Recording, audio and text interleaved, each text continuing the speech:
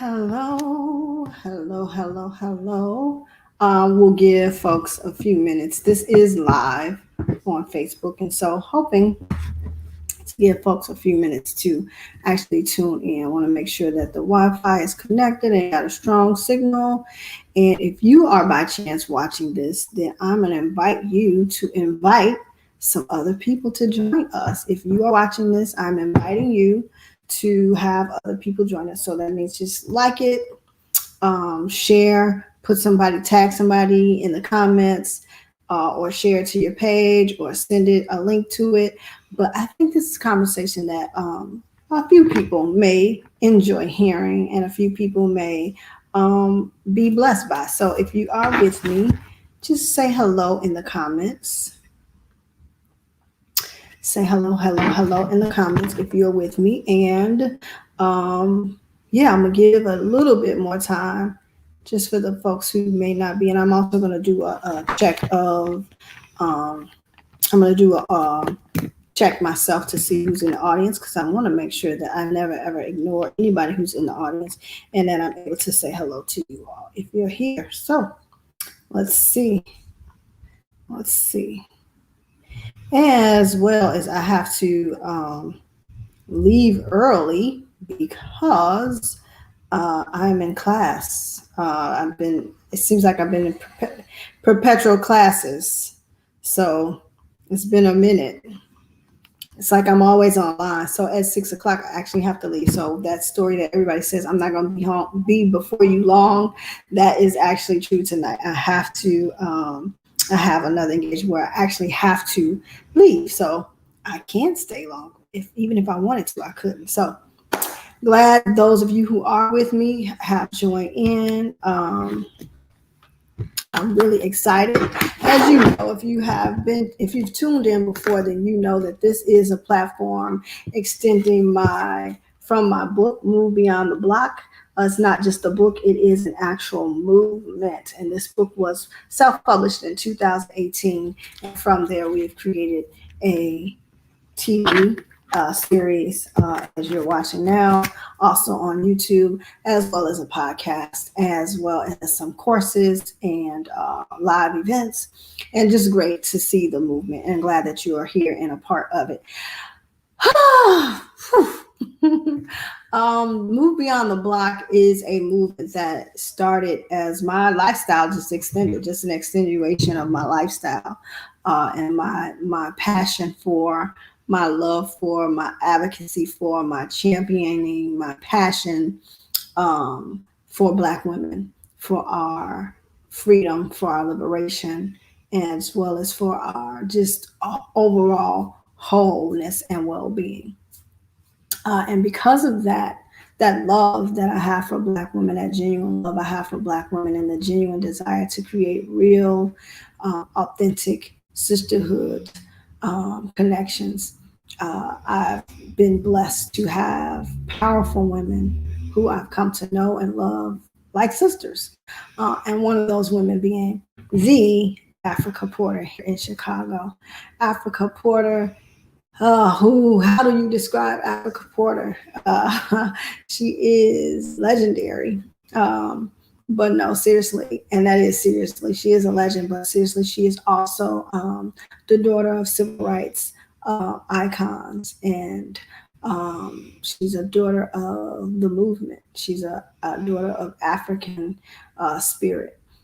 She's started a homeschool association way back before it was a trendy thing to do, with her co-parent, her husband at the time. So entrepreneur, business owner, opened several different restaurants.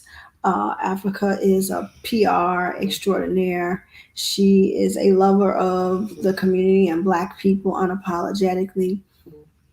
And so we met years ago, early 2000s, around 2006, 7, or 8, when I had been involved with the Hip Hop Political Convention and the work that we've been doing there. I met Sister Africa, and we just hit it off and have been friends since that time.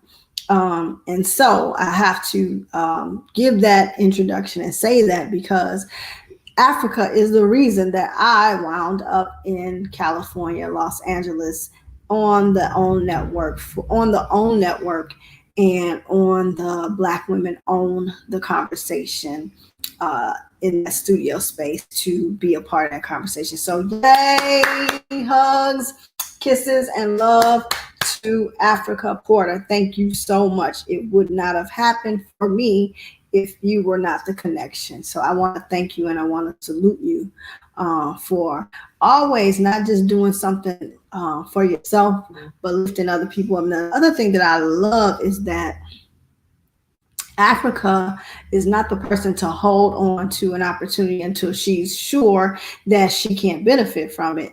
She passes on opportunities whether or not she can benefit from it, whether or not she is, whether she thinks that she could lose out on the opportunity, like it's only a selected few people who can be chosen. She's not going to keep it to herself just to make sure that she gets that she gets included. She's going to pass that opportunity on, and whoever gets it's a win for everybody. That's how she sees it, and that's why I so adore her and love her, because that's not always the case.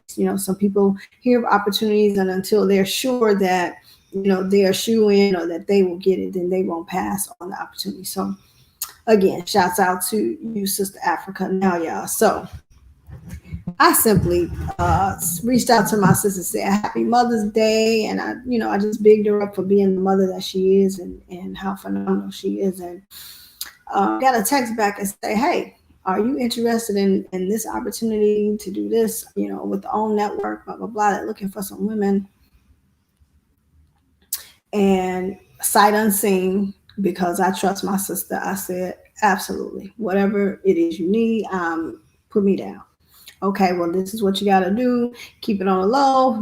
We keep it on the low. So did all of that, and was just overjoyed to get the response back that I've been selected to actually attend and be a part of the first audience post-pandemic quarantine, the first audience to sit in the live audience for Black Women Own the Conversation. So that was woo-hoo-hoo-hoo-hoo. They haven't had a live audience since early 2020. So that was really exciting. I was grateful for that.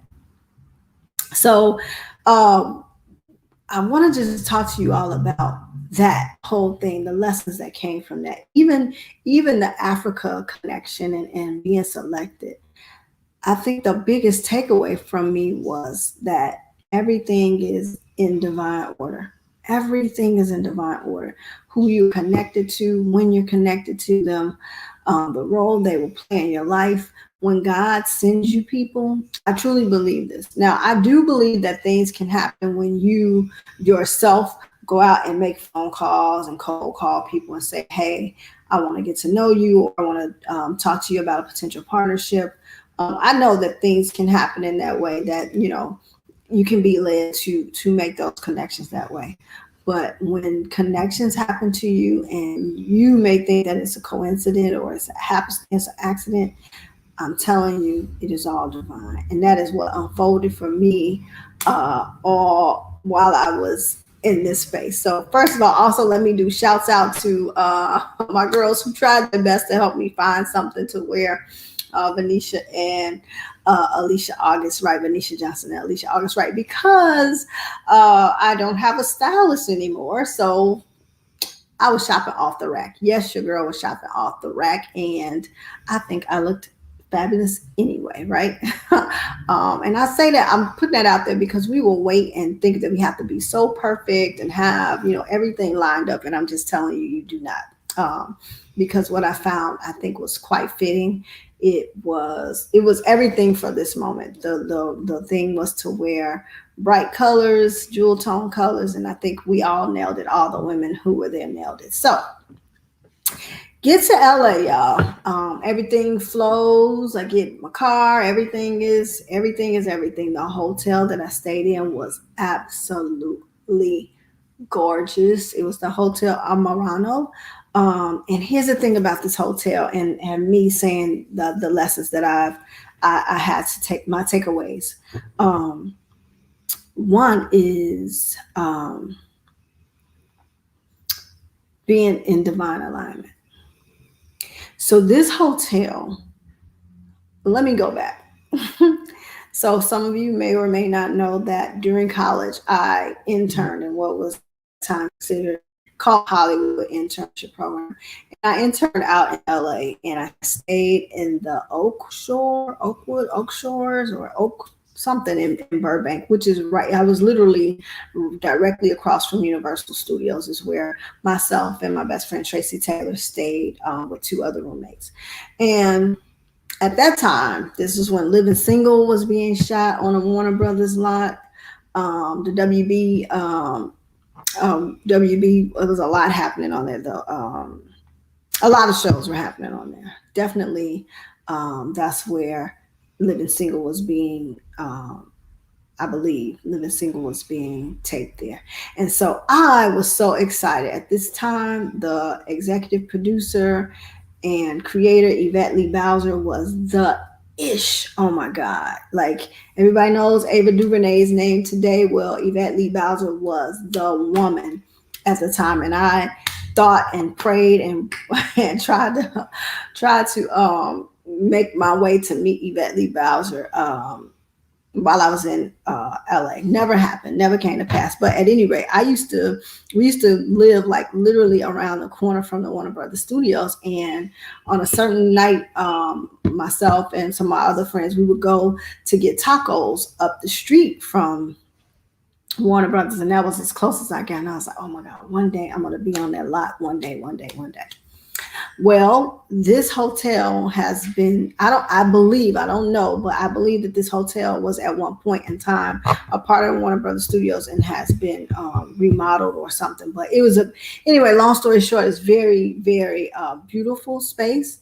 And it's a boutique hotel, wonderful space. And also, let me just say, it is within, like, I could literally throw a that's close I was. So I don't know, Guapole was playing in my head at that time. I was listening to Guapole play in my head, like closer to my dreams. I'm getting higher. Yeah. So I was definitely believing that and feeling that energy. So moving forward, y'all, this is how deep this weekend gets. Now hear this, because this is going to be so wild. So I also have to take it back as well. When I first started doing PR officially, also around 2006, 2007, I had my own PR firm here in Chicago, and I had lots of different clients, corporate clients, small organizations, high profile celebrity clients, right? Well, at this time, I gotten a client through the Urban League, Chicago Urban League. They had a program called the Next program. And I was doing PR, but I was also doing some other things like documentary transcribing, right? And so they had this Next program, and it was for small business owners.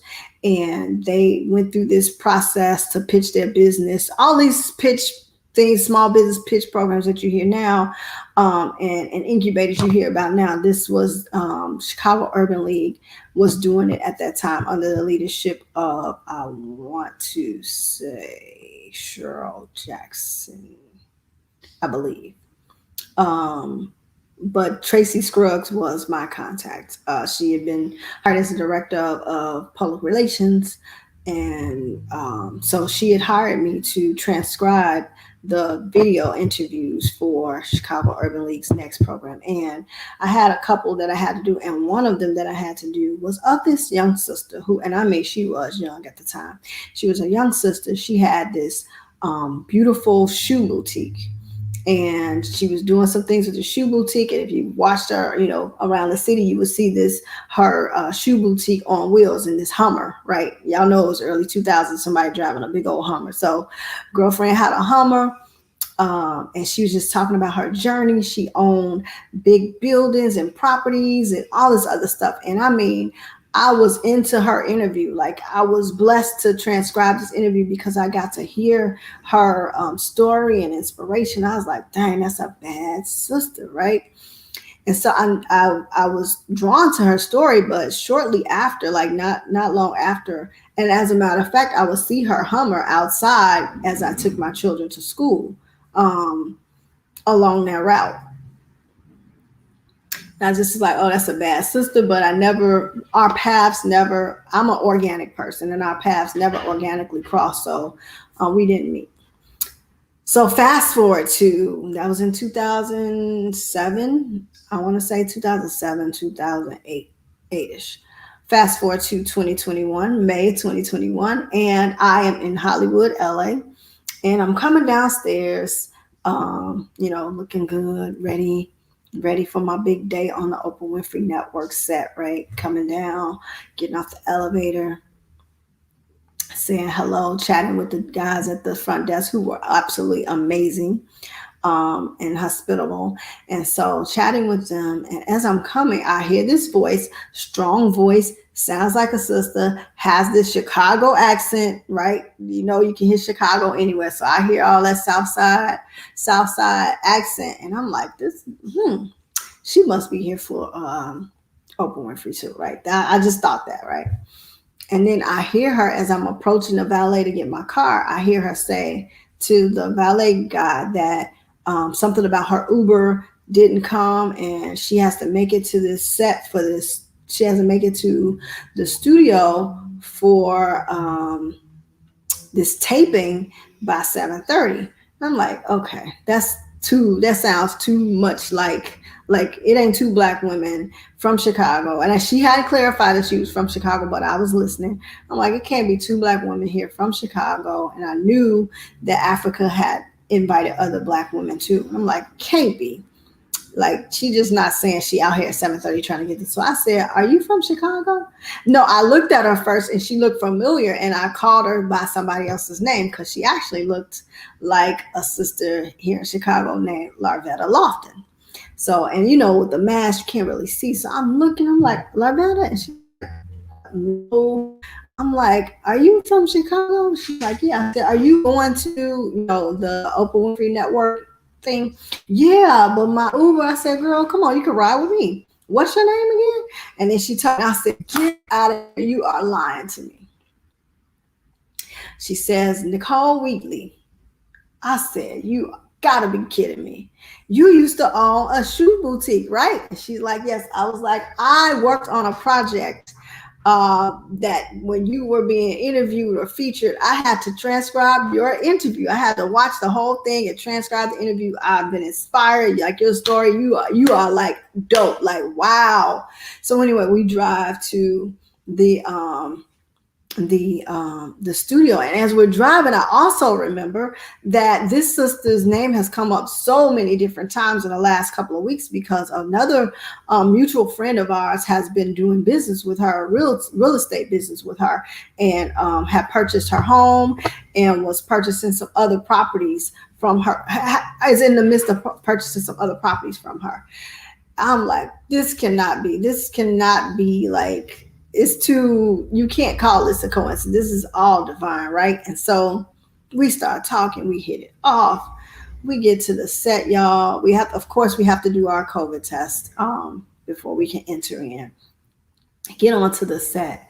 And when I tell you, there is a sea of bright, brilliant, radiant colors of black women everywhere in the bright yellows and golds and blues, electric blues, and ruby reds and emerald greens, and it is just a beautiful sight. And when I tell you that the energy in this place was so high, the vibrations were so high, like the voltage we could have lit up the sky. We could have lit through all the fog and smog of any LA. Could have lit through it. That's how bright everybody was. That's the vibration everybody was. It was just good stuff, y'all. So I'm like, this is God. Like this, the way this all has unfolded can be nothing but God. God orchestrated. I mean, who Who could have known that we would both be in the hotel at the same time, leaving out at the same time? She got stranded as I'm coming down. Like this, it was just too much. So we get to the set and we go inside. I see Nicole Nikita, right? And Nicole Nietzsche, who is this PR, everybody knows it's PR person in Chicago, and she's there. And we all started talking about health issues and other things that, just in general, just having good conversation, y'all. It just was so good. So my lesson was the first lesson I want to share is just to be open. First, to be in divine alignment, always to be listening for God's voice and to always move towards that voice. Don't try to force things. Don't try to force relationships. Don't try to force situations.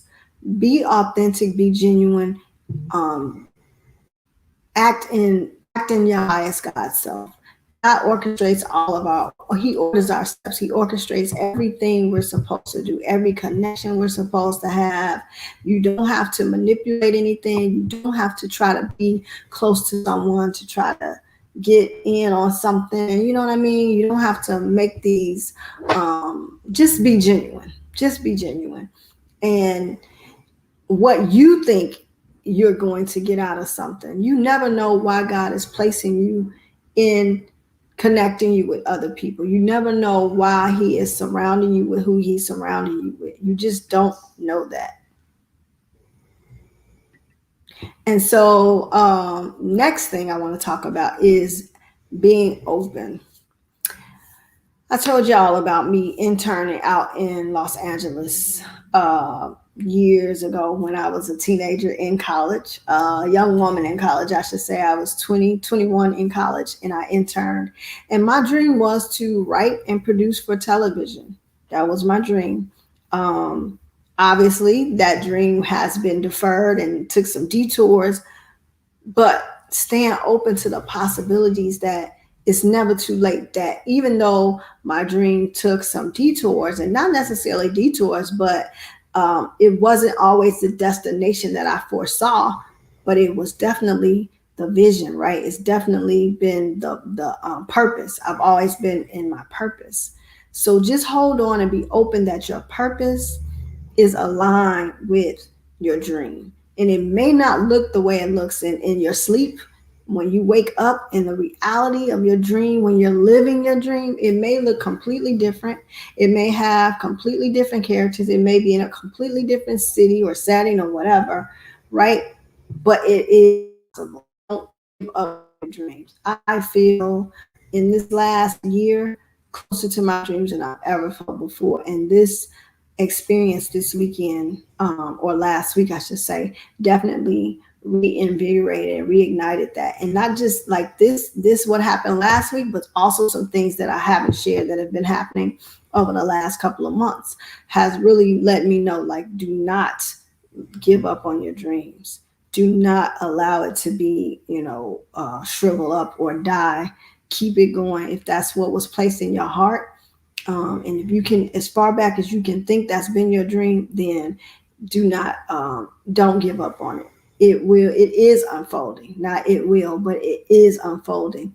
And that's the thing, to pay attention to where you are now and look at it in a deeper way than where you want to be. Look at where you are, because there is evidence that your dream is unfolding. You just have to stand open in expectancy for it, and not to think that it has to look a certain way, right?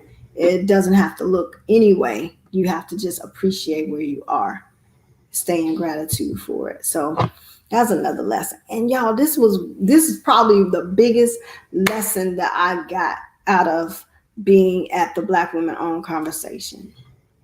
Even from the moment of saying yes to Africa to the moment of meeting Nicole and offering her a ride to the set and walking onto that set. It was like, y'all, it was like brunch, the beauty parlor, and going to church all at one time. That's the vibe that was on this set. And I want to tell y'all this. This is what we have to remember. Be the vibe you want to attract. Let me say that again. Be the vibe. I got this on my desk. Good vibes. Be the good vibes you want to attract. Be the giving vibes. You want to receive? Be the giving vibe. You want to feel love? You want to feel acknowledgement? Show love. Show acknowledgement. You want to attract authentic people? Be authentic. You want opportunities to come towards you? Give opportunities, create opportunities. Like, be a vibe. You want to be have good relationships? Be open, be approachable. Like, just be a vibe. Be a vibe. And y'all, that I think the vibrations was so high this day with these women because everybody came to be a vibe. I mean, there was no frowns, there were no scowling, there was nobody sitting off to themselves, there was nobody who didn't engage. Everybody was getting up, introducing themselves to complete strangers. I did that, and y'all know I do not ever like me and strangers. Like, it takes me some whole hours to warm up to folks. That day I pushed past my comfort zone, and it wasn't even hard to do because the reception was so beautiful. Like that reception, that frequency was so high that, you how you approach people and you don't know, like, you're approaching people and you don't know how they're gonna respond, you don't know if they're gonna be friendly or not. Like, it was none of that. You could just tell everybody was just in a zone, like just vibing out, and nobody was really like, I love it because I left that industry, that dream of being in that industry, because my spirit, my temperament is not good for it. The fakeness, the phoniness, y'all know, if you're a part of it, like this, just who are you? Who do you know? Can you get me on? Can you put me on kind of thing? And if you can't put me on, forget you, like that cutthroat kind of thing. I had to leave it alone. But I have to tell y'all, like, the production crew, first of all, Black women running it, executive producing, assistant producing, stage runner, showrunner, tech, oh my God, Black woman, Black woman, Black woman, Black woman, audience coordinator, Black woman, everybody, everywhere you look, Black women, right?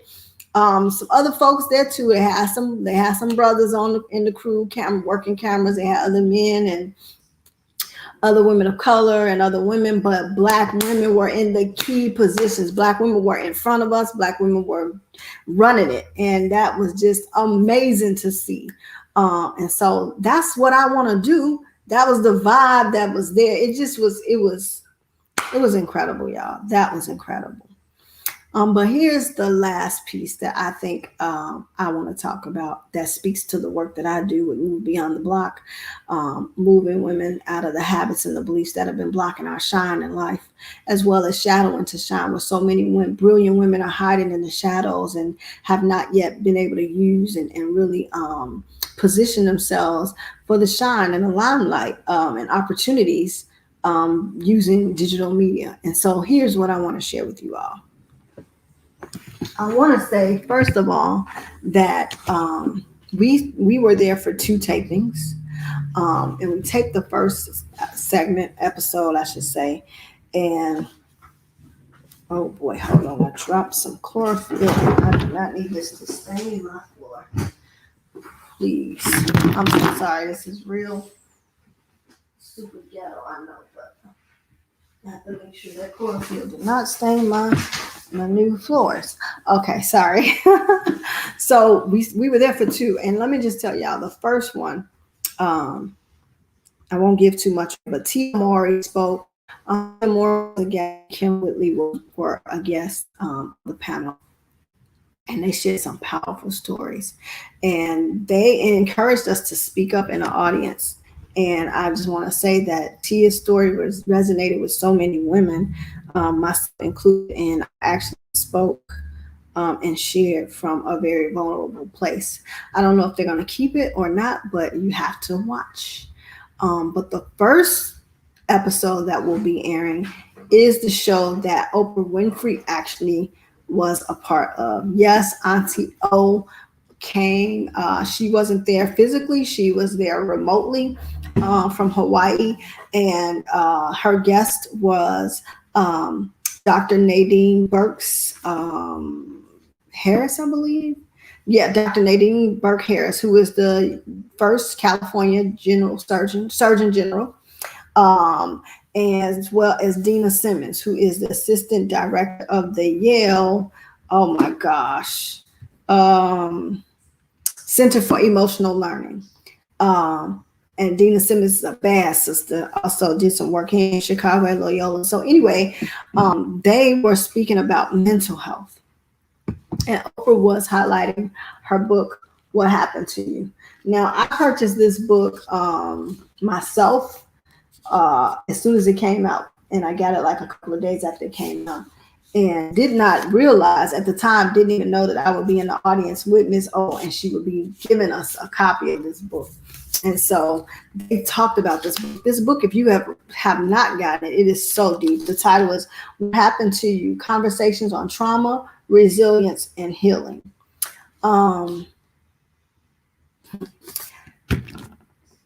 August of 2020 is when I first began counseling therapy because I was in a state of I think I was experiencing PTSD from social injustice and also some unresolved childhood trauma, right? That I didn't even know was trauma to begin with or unresolved. And so during this episode, I just have to tell you all, it airs tonight at 9:00 p.m. on OWN, 9:00 p.m. Central Standard Time on OWN, Oprah Winfrey Network. It's Black women own the conversation. But this first episode is going to be very, very tender, very tender. I know I had moments in the audience where I just was bawling uncontrollably. It was a triggering conversation when we were talking about, this is George Floyd's anniversary of his murder. We talked about what that last year left, how it left us, how it impacted us, how we dealt with it, how we deal with it from day to day, the injustices, police brutality, so on and so forth. And for me sitting there thinking about, and then we also talked about classrooms and how racism plays out in classrooms. And I just was thinking about all my whole childhood. I won't say my whole childhood, but very early in my childhood, having white teachers and what the ACEs that I experienced dealing with them. And then to think about being abused by a police officer when I was 17 years old, and that trauma that never was resolved, that anger that's always been there, poverty and how that can impact us. It was so much that was brought up during this conversation, and I encourage you to watch it tonight. I encourage you to watch it with your friends and tell your friends about it. Like I said, I didn't speak on this one. I was in the audience, too touched, too raw to even raise my hand during this segment, because that's how real it was.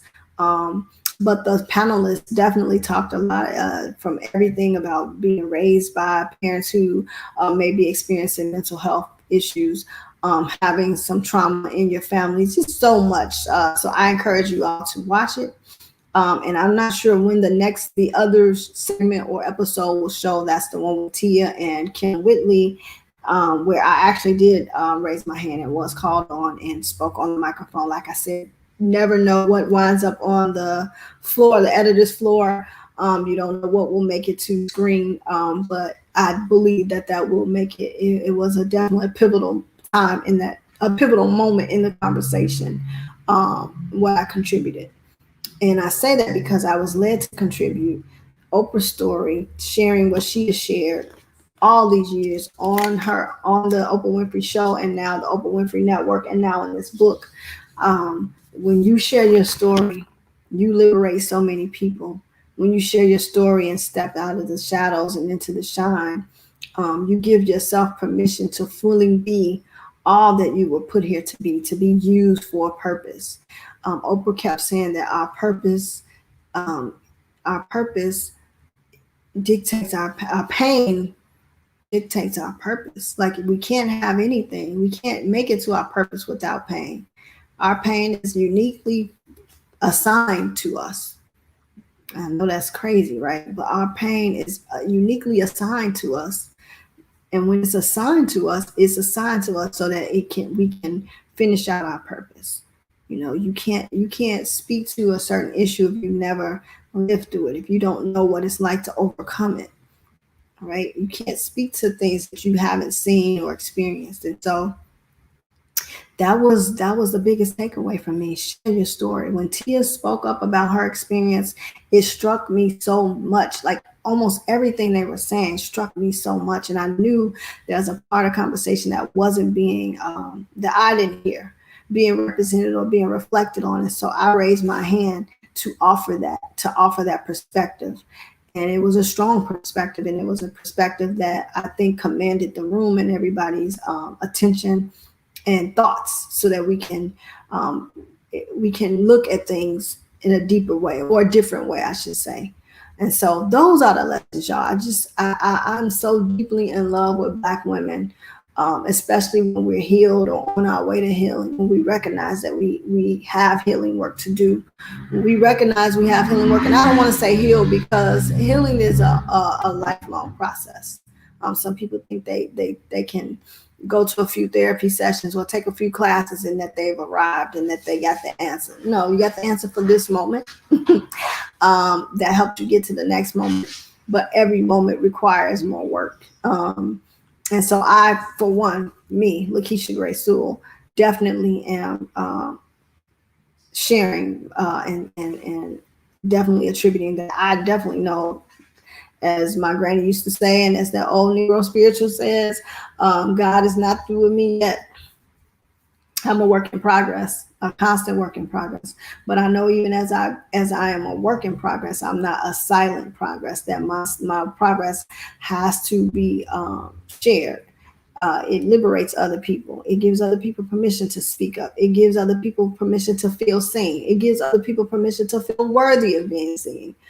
So many times who we are is not represented, or we don't see that. We don't have a connection. We don't see ourselves in the ways or the traditional ways, right? We feel that some of us feel very left out or marginalized. And so when you have somebody that can speak up and offer that lived experience that you resonate with, it makes you stand up a little taller, that you're not alone. Your experiences are not alone. And so that is the number one thing I want to I guess it's not the number one thing, because the number one thing is what I said before, being in just divine alignment, removing your ego out of situations, staying humble, understanding that everything has a purpose, and that wherever you are, you are there on purpose, right? You're there not by accident. And to always seek out, why am I in this space right now? Why am I here right now? What is it that I am to learn? What is it that I am to teach? What is it that I'm to give? What is it that I'm to receive in this moment where I am? And that's just how I try to my best to just go about my day. But that was such a high vibration. It could have been a lot warmer in LA. I was disappointed. I was thoroughly disappointed that it was, I don't even think it was like 70 degrees. And the sun kept playing peekaboo. It was so foggy in the morning. But then the sun did come out. Like we definitely had enough sunshine. It was beautiful. But that weather was not it. It was not it. Yeah, I came back home, thankfully, to Chicago in 80 degrees and bright sunshine. It's just been all love. But yeah, y'all, I mean, Oprah Winfrey has a network, right?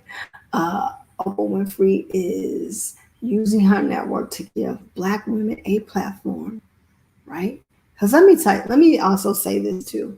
So many times we get platforms and we change it up, or we tuck ourselves in, we get platforms and we want to be the only one, because sometimes when you let other Black folks in, we bring our Blackness, and everybody's not comfortable with our Blackness in all of its variants, right? Everybody's not comfortable with that, so people want to get in, and they only want to let the people in who are respectable, or who don't shake up the environment, the safe folks, right? Or the safe conversations and the safe topics, or the safe voices who will say it, but who will speak to something, but say it in a nice way, in a diplomatic way. They're not really trying to shake anything up. Well, damn it, we're here to shake things up, aren't we? If things were perfect, then I could see us trying to be nice about it. But how do you be nice about things that are literally evil? You can't be. And so I just want to applaud Oprah Winfrey for using her platform to allow Black women to be who we are, to own, yes, to own the conversation. I didn't feel in any way that the conversation was being the conversation wasn't being filtered. It wasn't in any way like being watered down. We were free to say and speak however, and encouraged to do so. So I'm just excited and ecstatic about that.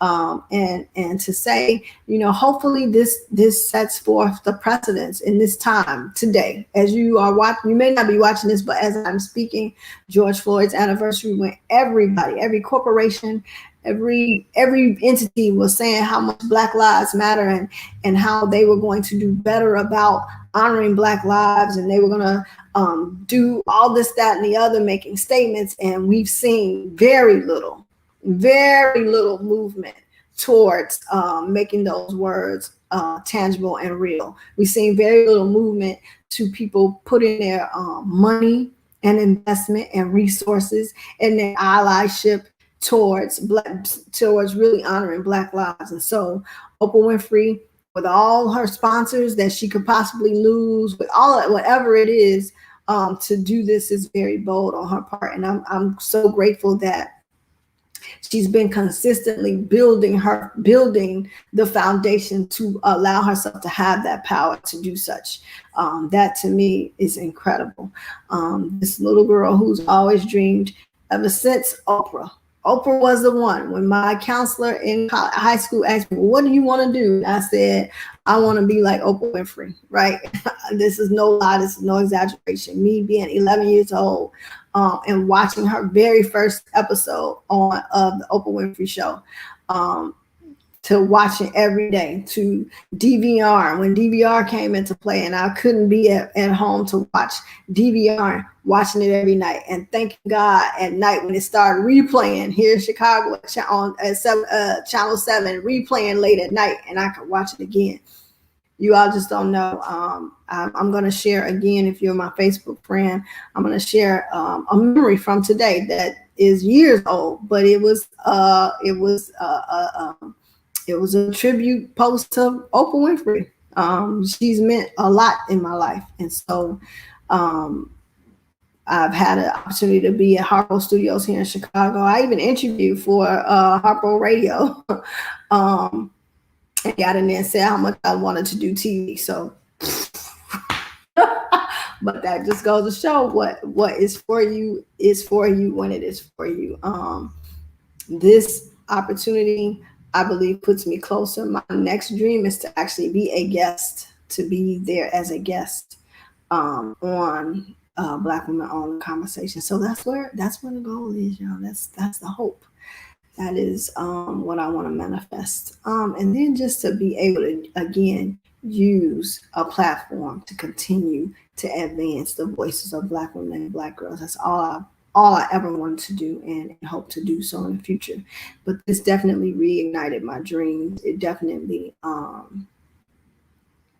made me to remember not to settle, to continue to believe in what is possible, to not settle or not say, okay, I'm going to settle my dreams to fit it into this compartment because I don't think I can reach the biggest part. No, keep going for that.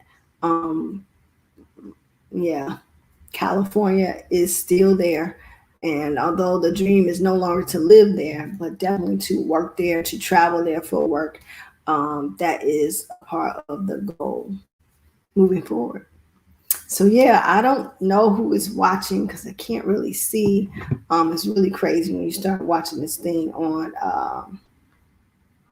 and you're trying to watch and see who's watching. You really can't see anybody. So if you haven't commented, I can't see you. And so I do have class at 6 o'clock. As I told you all, I have been like I said, in seems like perpetual classrooms, virtual classrooms for the last month. All great things. I can't wait to share with you what those things are. But this is really, really, really exciting. And so that's all, y'all. I just wanted to share. Watch tonight. Like I said, tonight. This is a show that I was in the audience for, but I won't be talking tonight. As most anything, you probably see me crying somewhere, balled up into a ball in the in the audience somewhere because this was a powerful, very tender episode that you're gonna watch tonight at 9 o'clock on the OWN network. And I will keep you abreast of when the next one does air that I was a part of, so that I can tell you when that one will air. Okay. All right, ladies and gentlemen. There's nobody making comments. Hopefully, I wasn't on here by myself. And even if I was, when you watch the replay, hit replay. Let me know you saw it. And if anything touched you, just put MBTB. MBTB. Move beyond the block, y'all. We that's what we're doing. All right. I appreciate you viewing. I appreciate you sharing this. I appreciate you liking this or loving it. Hearts are always the bomb. Yes, I appreciate you getting this out to as many people as, hey, there's my little sis Sean. Thank you for tuning in and watching. I love you. Thank you for supporting and that MBTB. We moving beyond the block, baby. Yes, yes, yes, yes, yes, yes. So yes, do like Sean, put that MBTB in the box and share this out with as many people as you can. I am ending us now. You all go out, be great. Remember to stay in divine alignment. Remember to always be open to and never settle your dreams and what's possible. Always be the vibe you want to attract. Be that vibe you want to attract. Nothing less. Be the vibe. If whatever you are, whatever kind of vibe you want to be, the way you show up, that is what you will attract. You in a funky mood, a dark mood, low vibrations, I promise you, everything around you is going to be in that vibration with you. The person when you go to order your food at a restaurant or order your coffee or your tea or whatever, that's the experience you are going to have. Trying to make an online purchase, the computer is picking up on your vibes too.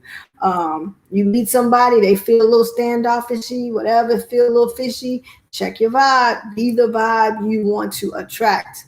I promise you, when it's going bad, turn that thing around, go in that bathroom, get into a mirror, you calibrate, and I assure you the rest of the day will go much better. Don't even give energy to your bad vibes. Be like, nope, we ain't doing that. Change it up. I promise you, you'll feel so much higher.